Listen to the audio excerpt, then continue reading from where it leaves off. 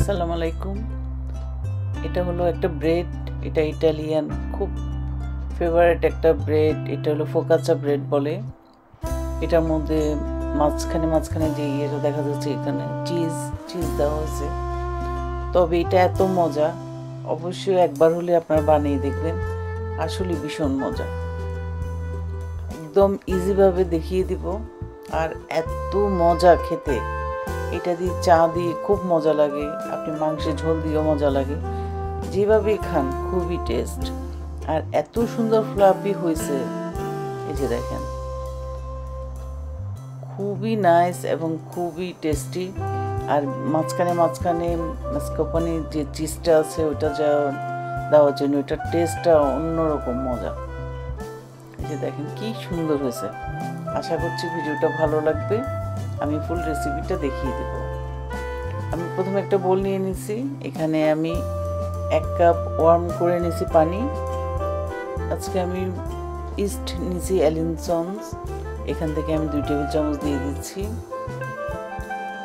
তারপর এটাকে আমি একটু নাড়া দিয়ে আমি 10 মিনিটস এটা অ্যাক্টিভ হওয়ার জন্য রেখে দিব। 10 মিনিট পরে দেখেন কি সুন্দর অ্যাক্টিভ হয়ে গেছে। এখন এখানে আমি দিয়ে দিচ্ছি 1 চামচ লবণ দিয়ে একটু ভালো করে নাড়াচাড়া দিয়ে এরপর দিয়ে দিব olive oil, extra virgin olive oil দিয়ে দিব এখানে 2 টেবিল চামচের মতো।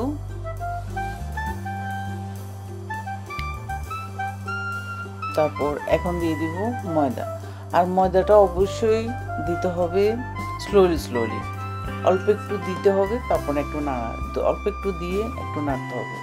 এভাবে করে আমি একটু শক্ত ডো না, এটা একটু নরম টাইপের একটা ডো তৈরি করে নেব।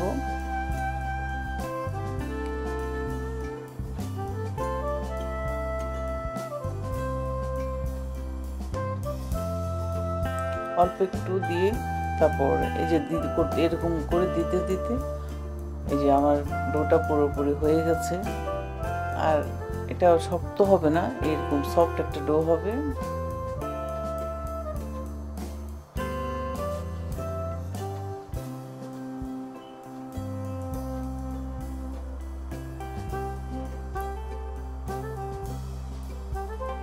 তারপর ডোটার মধ্যে এখন একটু দিয়ে দিব তেল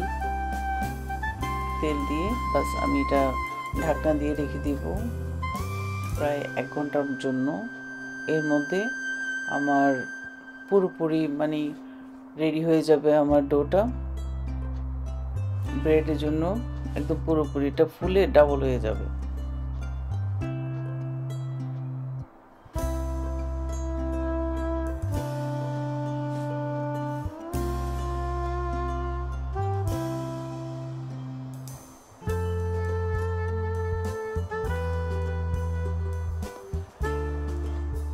আমি একটা পেপার দিয়ে ঢাকনা দিয়ে রাখছিলাম, এই যে দেখেন কি সুন্দর পুরোটা ফুলে গেছে। এই যে দেখেন, আর ভিতরে প্রত্যেকটা একটা ফাঁকা একটা দানা হয়েছে মনে হচ্ছে। খুব সুন্দরভাবে এটা আটাটা ফুলে গেছে। দেখছেন কি সুন্দর হয়েছে আটাটা। বাস আমার ডোটা রেডি। এখন আমি একটা যে যে ইয়েতে বানাবো ট্রেতে, ওখানে এখন তেল দিয়ে আমি এটা ব্রাশ করে নেব।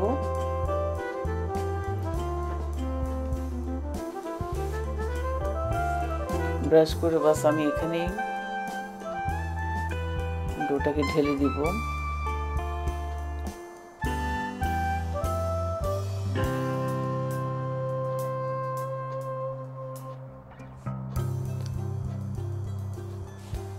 তারপর এখন হাত দিয়ে একটু উপরে ডিজাইন করে দিতে হবে, একটু ফাঁকা করে দিতে হবে।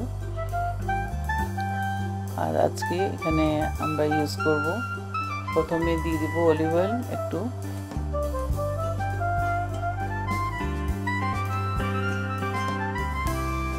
তারপর দিয়ে দিব এখানে মাস্কারপোনের যে চিজটা আছে ওই চিজটাকে ছোট ছোট করে, আগে এটা বড় একটা চিজ ছিল ওটাকে ছোট ছোট করে কেটে নিয়েছি। এখন এই যে এরকম ফাঁক ফাঁক করে চিজটাকে আমি ঢুকাই দিতে হবে।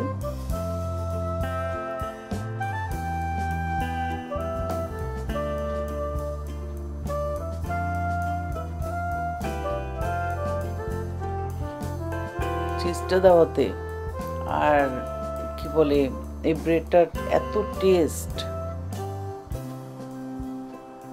আপনারা অবশ্যই একবার হলে এই ব্রেডটা বানাই দেখবেন। অনেকে ব্রেড বানায়, আমি জানি, বাংলাদেশে থাকতেও আমি দেখছি অনেকে ব্রেড বানায়। আর ব্রেডের যে মেন মন্ডটা ওটা আসলে আমার কাছে নাই, যে ছোট, সেই জন্য আমি বড় ট্রেতে দিয়ে দিচ্ছি। আপনার ব্রেডের যদি এটা থাকে, ডাইসটা থাকে, তাহলে ওখানেও আপনারা দিতে পারেন, তবে উপরে জাস্ট চিজটা দিয়ে দিবেন। আমি 180-তে এটা 1 আওয়ারের জন্য দিয়ে দিচ্ছি। 1 আওয়ার পরে দেখেন কি সুন্দর হয়েছে।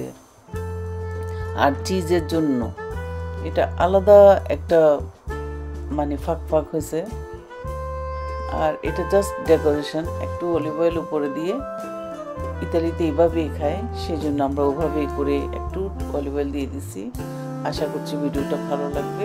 ভালো লাগলে অবশ্যই লাইক করবেন, শেয়ার করবেন, আমার চ্যানেলকে সাবস্ক্রাইব করবেন এবং আমার ফেসবুক পেজকে লাইক করবেন। আল্লাহ হাফিজ।